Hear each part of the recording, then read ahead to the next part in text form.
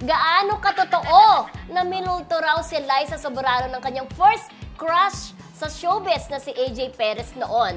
Say kasi ni Liza, nagulat daw siya nang makakuha siya ng mga messages mula sa account ni AJ kahit pa wala na ito. Yun pala, gamit ang account ni AJ, pamilya niya ang nag-message kay Liza na kalaunan ay naging close din niya.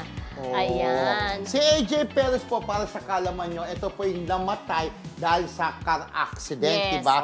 Super close sa'yo ito, diba? Kasamaan po to ni na Enchong D, ni Robby Domingo, may grupo po sila dati, di ba? Gerald Anderson kasama ba dyan? Hindi.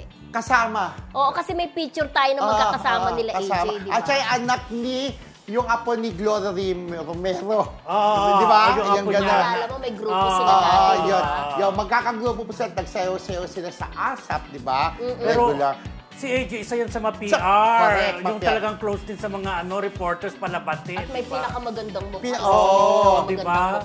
Ngayon ko lang nalaman na kras-krasa pala siya nila Liza Soberano kasi gwapo naman talaga, di ba? Alam mo, yan talaga yung loading niya. Pumasok sa showbiz, nagkaroon ng Twitter dahil kay AJ. At napaisip ako hindi si AJ kundi si Enrique Hill na kasamahan ni AJ ang naging jowa niya, di ba?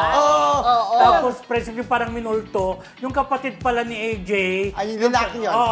Yun pala yun ang parang nagtutuloy na gumagamit sa account ng kapatid niya. So, nung nag-message siya kay Liza, naloka si Liza, akala niya. Kahit sino naman, di ba? Parang crush niya. Tapos ito, pero ito nga, alam siguro ng kapatid, super close sila, alam yung password, hindi, parang, tsaka parang friendship parang naging close si Liza sa pamilya ni AJ.